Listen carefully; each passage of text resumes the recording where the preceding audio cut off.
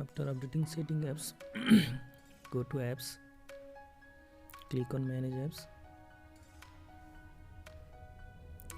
click on three-dot menu, so all apps, find that settings app, click on settings,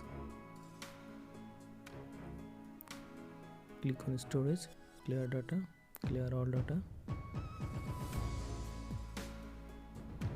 click on another settings, force system, storage, clear all data. Now reboot your phone.